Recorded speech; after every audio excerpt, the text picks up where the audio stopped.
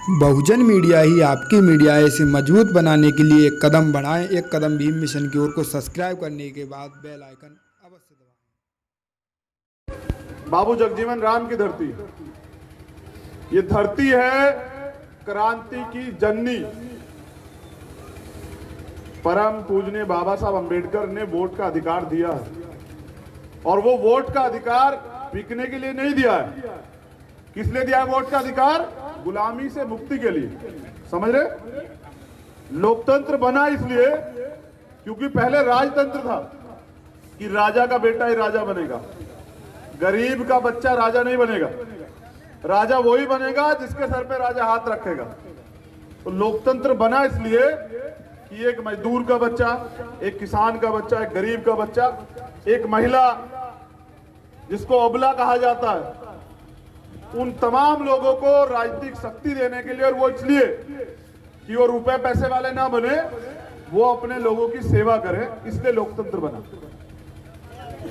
मैं मान्यवर काशीराम साहब को अपना आदर्श मानता हूं, और आज उन्हीं की आशीर्वाद से, उन्हीं की मूवमेंट को चलाते हुए आप लोगों के बीच में आने का मौका मिला। यहां मंच पर हमारे दोनों प्रत्याशी हैं पीडीए के, हमारे बिहार के जननायक भाई पप्पू जी हैं, भीम आर्मी के सम्मानित जिलाध्यक्ष और नौजवान आजाद समाज पार्टी के कार्यकर्ता यहां मौजूद हैं। मैं आपसे एक चीज पूछना चाहता हूं, और नौजवान यहां खड़े हैं, क्या अपने महापुरुषों के सपने को कुचलने की जिम्मेदारी आपने ली है क्या? भाई बाबू जगदेव प्रसाद कुशवाहा जी ने पूरी जिंदगी संघर्ष किया, क्या आज उनके सपनों का बिहार है क्या? क्या जननायक कर्पूरी ठाकुर के सपने का बिहार है क्या? किसके सपने का बिहार है? पूंजीपतियों के सपने का? भ्रष्टाचार में बिहार नंबर 1, बलात्कार में बिहार नंबर 1, करप्शन में बिहार नंबर 1, माफियागिरी में बिहार नंबर 1। आप ये मुझे बताइए, इससे लोकतंत्र से आपको क्या मिला? इस लोकतंत्र से मुझे लग रहा है कि आपकी गुलामी कटी नहीं है, आप पे गुलामी आ गई है। क्योंकि नौजवान, जैसे मैंने कहा ना कि संघर्षों के साए में घनघोर जवानी पलती है, और इतिहास उधर झुक जाता है जिस ओर जवानी चलती है। समझ रहे हैं? एक मिनट, अरे तू नौजवान है, बाबा साहब ने पैर छूना सिखाया, थोड़े सिखा ले। बाबा साहब ने तो समानता की बात की। बैठ बैठ। तो जिधर इतिहास किधर झुकता है? जिधर जवानी चलती है। परिवर्तन समझते हैं ना, वो प्रकृति का नियम। लेकिन तुमसे झूठे वादे करते हैं लोग, बड़ी बड़ी बातें करते हैं लोग, सपने दिखाते हैं, 15-15 साल राज करते हैं, लेकिन देते कुछ नहीं है। मेरे लोगों के तन पे कपड़े नहीं है। मैं गया था बाढ़ वाले क्षेत्र में, उनके सर पे छत नहीं है, उनके पेट में रोटी नहीं है, उनके लिए अधिकार नहीं है, उनको न्याय नहीं मिलेगा।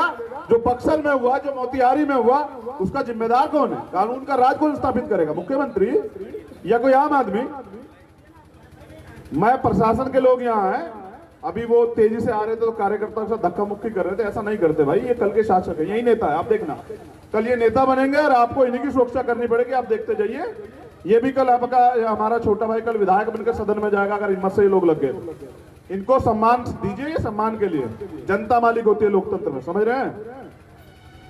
मौका है आप लोगों के पास, आपको तय करना है।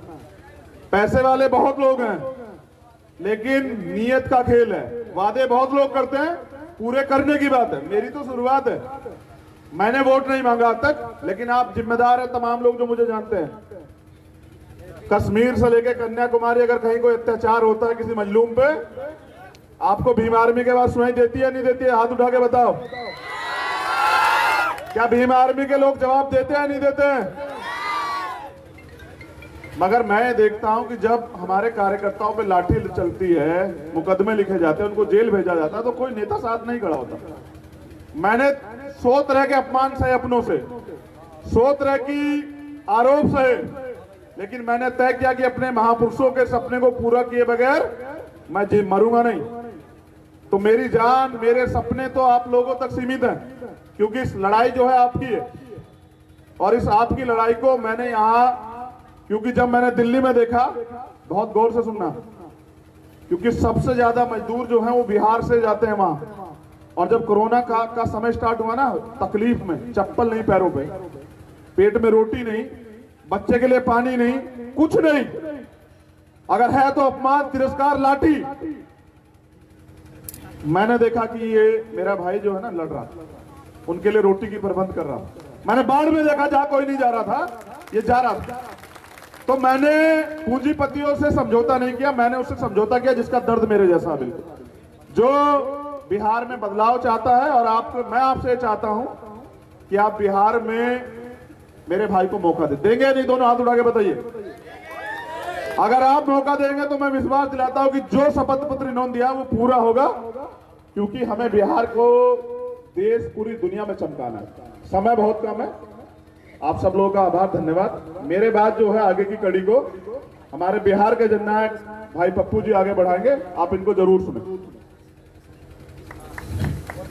मैं सम्मानित हमारे ईश्वर तुल देवतुल बुजुर्ग सभी गार्जियन, क्रांतिवीर, कर्मवीर, छात्र युवा साथियों, मैं सबका नाम नहीं ले पाऊंगा। पत्रकार बंधु, आदरणीय हमारे नेता और उम्मीद चंद्रशेखर आजाद जी, और दोनों हमारे जानदार और शानदार प्रत्याशी, सभी सम्मानित जनप्रतिनिधि महोदय, मुखिया जी, प्रमुख समिति जी, युवा शक्ति अध्यक्ष जी, जिलाध्यक्ष जी, अन्य सभी साथियों, मैं 2-3 बात कहना चाहूँगा।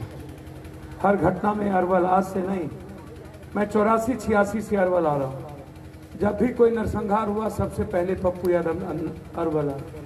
कोई गांव के नाम आप उठा लेंगे, कोई आपको जो लगे। 90 में पहली बार MLA बने। 90 के बाद जितने जुल्म हुए अरवल में, चाहे बच्चा डूबा हो, चाहे कहीं मार दिया गया हो, चाहे बच्ची के साथ बलात्कार हुआ हो, चाहे कहीं 4 आदमी को मार दिए गए हों, कभी आज तक जिनको आप वोट देते रहे, चाहे वो नीतीश कुमार हो, लालू यादव, जो गरीब हो, जो कमजोर हो, आप जब पूरा देश डर रहा था, 800 सांसद घर में थे, जब प्रधानमंत्री घर में थे, मुख्यमंत्री घर में थे, तो आपसे मैं इतना कहूँगा, अकेला इंसान पप्पू यादव इस देश में 70 लाख लोगों से अकेला मिल रहा था। जब सबको पॉजिटिव का डर था, सर बैठिए प्लीज, जब सबको पॉजिटिव डर था, जब सब को लग रहा था मैं मर जाऊंगा, बाप बेटे से डर रहा था, और उस वक्त पप्पू यादव क्या कर रहा था? एक एक घर में जाकर के राशन पहुंचा रहा था, एक एक हाथ में हजारों हजार रुपया। कोई ऐसा आदमी हिंदुस्तान का, कोई मजदूर आपको कह सकता है जिसके घर में इस कोरोना वायरस में पप्पू यादव के पैसे मदद ना पहुंचे, जो बाहर में मार खा रहे हो? 16 करोड़ रुपया हर मजदूरों के अकाउंट में ट्रांसफर किया, अकेला। ये जिम्मेदारी मेरी नहीं थी, ये जिम्मेदारी नीतीश और नरेंद्र मोदी की थी। जब बच्चे पर जुल्म कर रहे थे, ये लोग नहीं आने दे रहे थे कोटा पे, तो 7 अप्रैल को हमने 40 बस लगाए। जब नीतीश ने मना कर दिया तो फिर 7 ट्रेन हमने भेजे। नीतीश कुमार को पैसा नहीं था, सिर्फ पप्पू यादव क्यों भेजे बंगलोर ट्रेन? पप्पू यादव क्यों भेजा कोटा ट्रेन? क्या ये मेरी जिम्मेदारी थी? क्या नीतीश कुमार की जिम्मेदारी नहीं थी? 32 लाख लोगों को पप्पू यादव अकेला बिहार लाया, और जब हम लाए तो इन्होंने कहा क्वारंटाइन, 8,400 करोड़ रुपया इसने क्वारंटाइन में लूट लिया। बाद में इन लोगों ने कहा कि हम स्किल दे करके हम खाना देंगे, लेकिन इन्होंने एक खाना नहीं दिया। सब मजदूर आज बाहर चले गए। आप क्यों नहीं पूछते हो नीतीश कुमार से? पटना में बाढ़ आया, 15 लाख लोगों को 19 दिनों तक पूरे शरीर में इन्फेक्शन हो गया। डॉक्टर ने कहा कि आप मर जाओगे 3 दिन के बाद। हम नहीं सुने।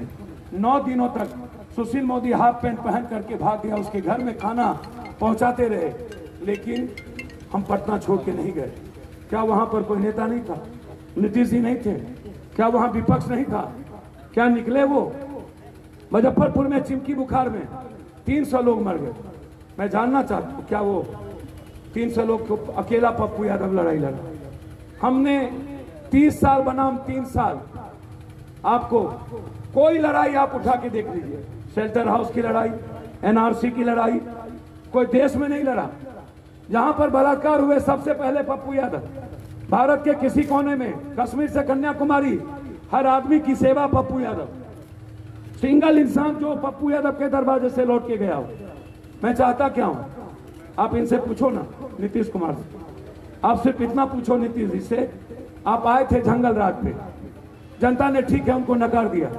एनआरसी की रिपोर्ट है, आप दुनिया का सबसे ज्यादा बलात्कार बिहार में, सबसे ज्यादा अपराध बिहार में, सबसे ज्यादा अपराधी माफिया बिहार में। आप पूछो ना इससे क्या हुआ। आज 20 साल 15 साल के बाद सबसे ज्यादा राक्षस राज, भ्रष्टाचार पर सबसे ज्यादा नीतीश कुमार दूसरे बार आए। हम आपसे पूछना चाहते हैं नीतीश जी, आज कोई आदमी है जो बगैर पैसा दिए काम कर सकता है? आज हम नहीं कह रहे हैं, ये नीति आयोग की रिपोर्ट है, दुनिया का सबसे ज्यादा भ्रष्ट सरकार नीतीश कुमार की सरकार है, दुनिया का सबसे ज्यादा भ्रष्ट सरकार। आप हमको बताइए, तीसरे बार ये आए डीएनए पर, आरक्षण पर, बैकवर्ड फॉरवर्ड पर, अखलाक पर। क्या हुआ डीएनए का? क्या हुआ अखलाक का? क्या हुआ पटना का पेरिस का डब्बा बना दिए अकेला पप्पू यादव? क्या हुआ स्कूल का? जिंदगी समाप्त कर दी आपने। क्या हुआ हेल्थ का? ना अल्ट्रासाउंड, ना सीटी स्कैन, ना एमआरआई, ना टेक्नीशियन, ना लैब, ना 74% डॉक्टर, ना कोई नर्स, ना कोई चपरासी। नीतीश जी आपको एक चीज बता दो, प्लेन उड़ने की व्यवस्था हो गई, मैं आशीर्वाद लेने आया हूं। हाथ उठा के आप बोलिए, क्या मैं इनको आशीर्वाद दूं? आशीर्वाद दूं? माला कहा आशीर्वाद देना। हम पप्पू यादव पर यदि भरोसा हो, मेरा प्रतिज्ञा पत्र पढ़ लेना, मैंने हाई कोर्ट में एफिडेविट दे के लाया हूं। यदि 3 साल में दुनिया का नंबर 1 बिहार नहीं बनाया तो दोबारा मैं राजनीति नहीं करूंगा इस बिहार में, मैं आपको वचन देता हूं। पप्पू यादव जिंदाबाद, सिर्फ 3 साल। पप्पू यादव जिंदाबाद,